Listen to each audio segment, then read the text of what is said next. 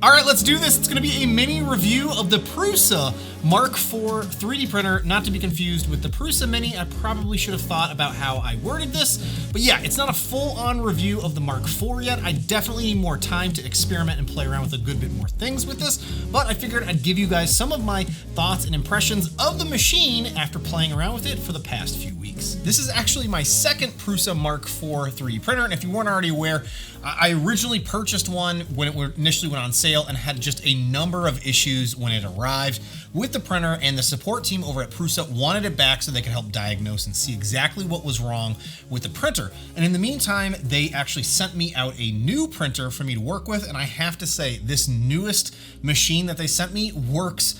It's like a night and day difference between the one that I originally had. And if you're interested in more information about all the issues that I was running into previously, you can find a link in the corner here where I walked through just a variety of different things that I ran into.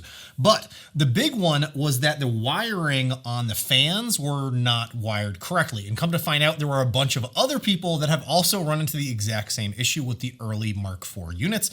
Since then, it sounds like they've modified their production, how they're actually assembling these pre-assembled units and shipping those out, so it should no longer, hopefully, knock on wood, be an issue. Also, I was seeing lots of indenting on the build plate surface. They've modified the firmware, and it looks like it's still happening ever so slightly, but it's nowhere near as bad as what I was seeing previously. One thing that I can say for sure is that the Prusa support team has just been absolutely amazing to deal with throughout this entire situation. So that right there in itself has been a huge plus for me and my very first Prusa Mark IV or any of the Mark series of 3D printers. And real quick, let's just go through some basic information about the Prusa Mark IV. This is the pre-assembled option that I purchased on day one of it going live. This was $1,139. It was $91 for shipping, plus an additional $53.50 for tax purposes and or shipping taxes there, and it came out to $1,284.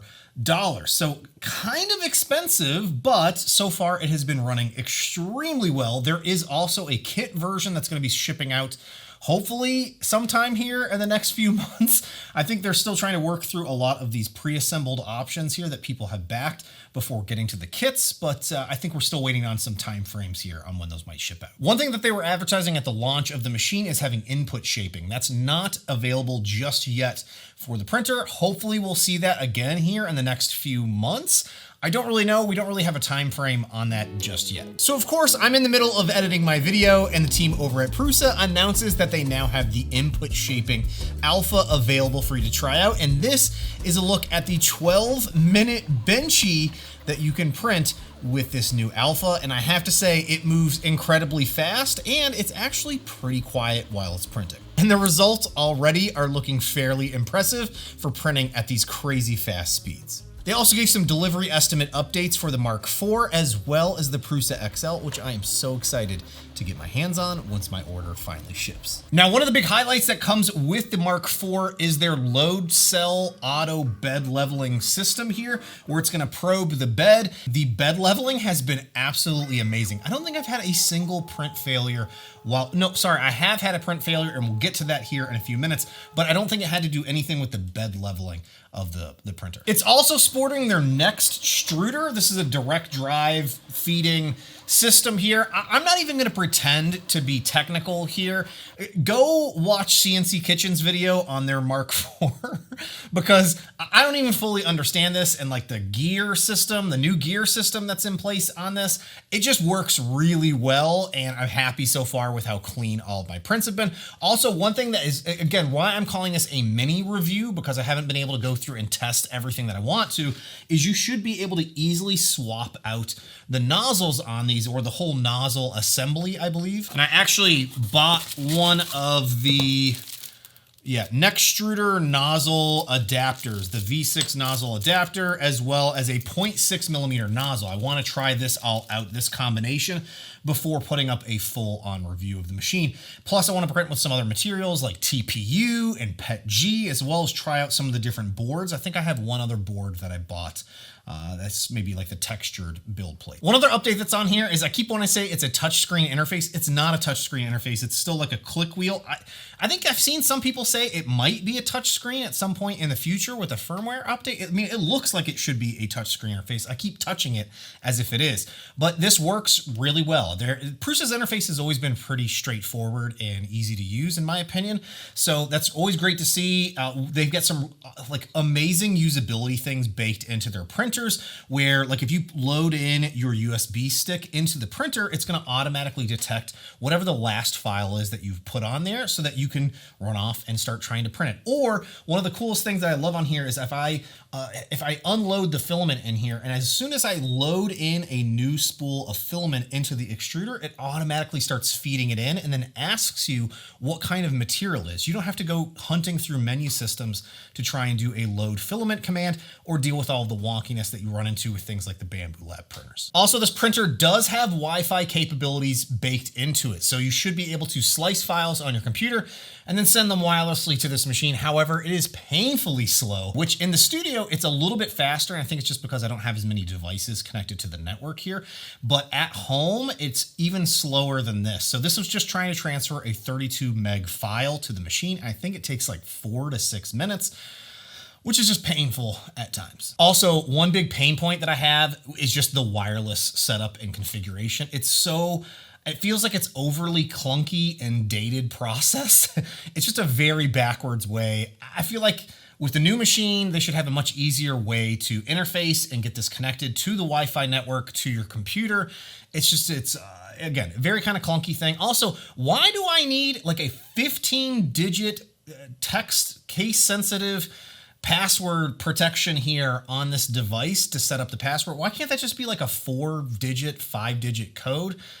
Why does it need to be more complex than my banking account password? It's just crazy. Also, a few other complaints that I have about the machine, and they're very, very minor at this point. Like that Wi-Fi setup is one. The other is the color LEDs here, the interface. I don't really find that useful at all. So it's going to give you a progress indicator. If it's green, it's done printing. I can't remember what it is, if it's in process and printing, but if you run into issues, it might have a different color to it. Where I think this might be applicable, and I understand why it's there, is if you are running these in a print farm, and I know a lot of people like to run the MK series in their print farms.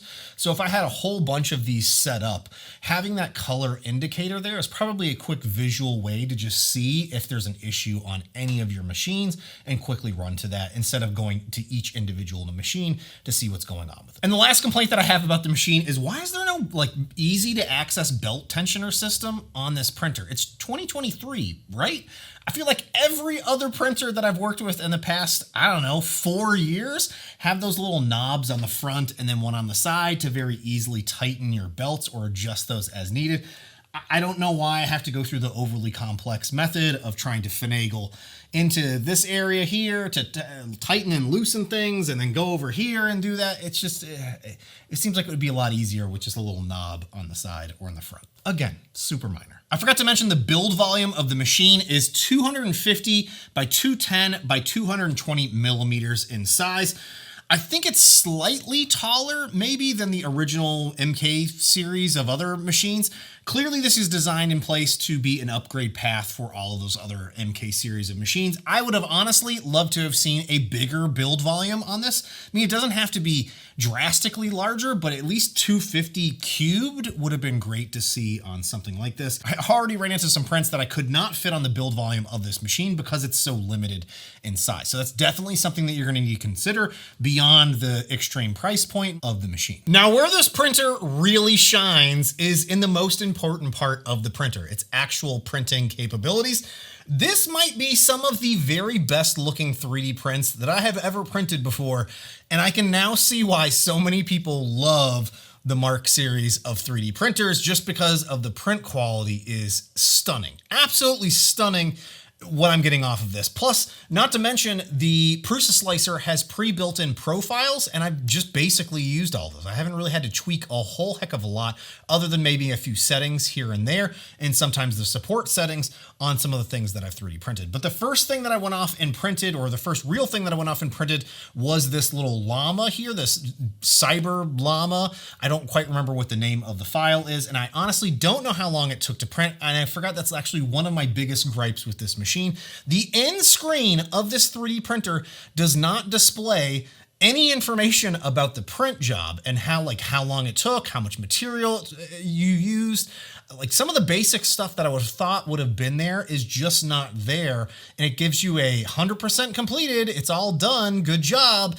Do you want to print it again? But no extra info is given there on the screen. And I would honestly love to see that updated, or giving me options to include that there on the end of the screen, because I don't necessarily remember every single print and how long it took. And I honestly have no idea how long any of these took, because I didn't take detailed notes like I should have throughout this entire process. So I'll try and include some of that on screen if I can find the information. The next thing I printed was this controller stand, which is one of the original files that I tried printing on my previous Mark IV printer that I was struggling to get anything to properly print on it.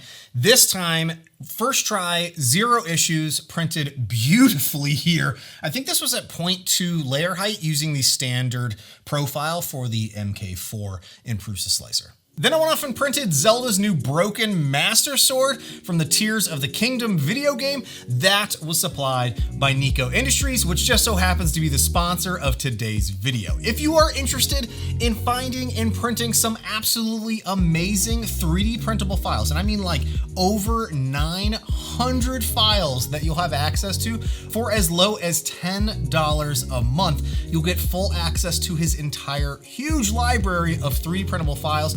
Lots of those being cosplay related, like this Iron Man Mark I helmet that I'll be showing you guys more details about here in just a few minutes. There's also free files that you can download and start printing today. And if you're interested in more information about his full library of files, you can find links to those down below. So I ended up printing this in 3 different parts. I ended up having to scale it down to 90% scale to fit on the build volume of this printer. It's perfect for my kiddo who's in love with this game. There is a small issue in the hilt area of the sword where it looks like it had a little layer skip there on one side, but other than that, this print quality looks absolutely amazing. And I know a lot of you are interested in seeing how this compares to the Bambu Lab X1 Carbon. So I went off and printed the actual sword part here, the blade part, on the X1 Carbon in the same filament at the same scale. And I have to say, both of these look really good. The print off of the Prusa looks slightly better, in my opinion, than what I'm seeing off of the X1 Carbon. However, the X1 Carbon printed in like a fraction of the time that it took here on the Mark IV. Now, I also went off and printed this crazy looking banana, I don't even know what you would call this. It's like a tentacle banana display art piece. It just looks crazy, and it printed beautifully, absolutely beautifully here at 0.2 layer height. I am just in love with how the print quality is looking off of this machine. It's just blowing me away. This is definitely, like, I print a lot of things, but this might be one of the weirdest and goofiest things that I just absolutely love having on hand. I also printed this crazy cool Cthulhu demon ship that was just blowing up over on printables, and I'll have links to all these files, by the way, down below. And I think this was a few hours, like a 2-hour print, a 3-hour print. I am really struggling to remember how long these things took.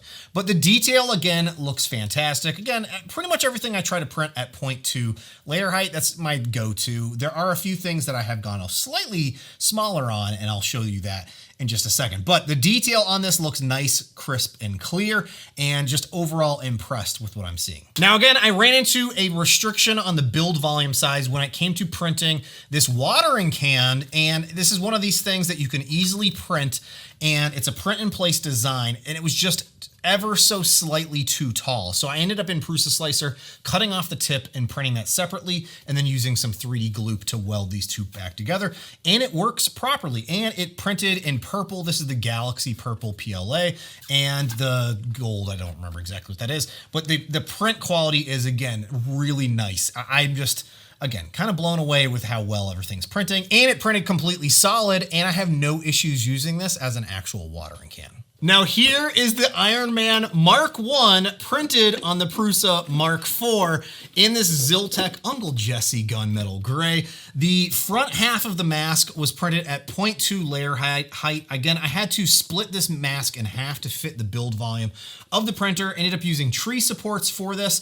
Unfortunately, there is some gapping in between the files of the prints here, so I'm guessing there might have been some areas that were lifting off of the bed ever so slightly or warping during the printing process. But the back half printed in the, I think it was a 0.28 millimeter layer height, so a little bit less detailed. I didn't care so much since it's the back. Again, I saw a little bit of seam slipping there in a few spots, but I ran into some serious issues with getting this printed, and it was driving me absolutely crazy with some of the print failures. And then I figured out what it was. It was actually the USB drive that came with the printer. I had issues with that with the original one. I would just highly recommend the USB stick that they send you, just throw that in the garbage. Take the files, get it off of there, and use your own USB stick, because whatever they send you, it just does not work. So I took that exact same file that was on that USB stick, put it on a different one, and it printed properly there. So after multiple failed attempts, it just came down to that USB drive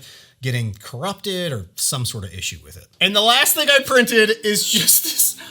Oh my God, it's so awesome. It's a 200% scale Sentinel statue. It prints support free. I printed this, all of the parts at 0.12 layer height here with that 0.4 millimeter nozzle.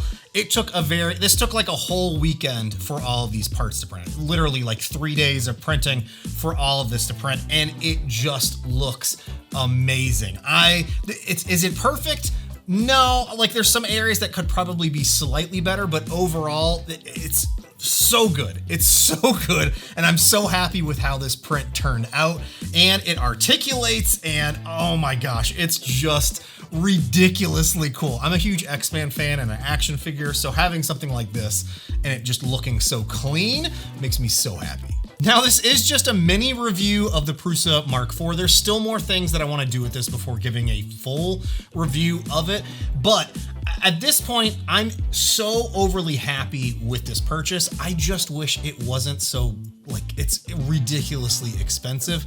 And if it came down to it, like, I know people, inevitably, everyone's asking, should you buy an X1 Carbon or the Mark IV? If you have $1,200, probably buy the X1 Carbon, because you can actually get it now. They're still, as far as I know, back ordered on these. People are still waiting for shipping updates, when they're going to be shipped out, how long is this going to take to get caught up. I don't honestly know. Hopefully it's soon, because the printer itself is amazing. But again, you have a limited build volume. It's not printing nearly as fast as the X1 Carbon. It is a fantastic machine. So if you really want one, maybe consider getting the kit version of this to save yourself a few $100s, and then spend the day assembling the 3D printer and learning all the ins and outs of it, versus buying the fully assembled version like I did here. This is my very first Prusa Mark Series 3D printer, and I have just loved the experience of working with it. So far, can things improve? Yes. And what I'm really excited about is I've seen over the years how often they improve and update their machines. So I'm excited to see what comes next for this over the next year, 2 years, 3 years, 4 years. Who knows? And then hopefully sometime later this year, my XL will actually arrive and we can start printing some one-piece full-size helmets on that 3D printer. I also want to say a big thank you to all my Patreon supporters for your continued support of me making videos and sharing them here on the interwebs. If you're interested in things like my 3D printer settings, you can find those over in my Patreon. But let me know what you guys think about the Mark IV, and if you're planning on getting one for yourself, or the kit version, or if you're planning on getting something else entirely. Hey, thanks so much for watching, all, and I'll see you next time.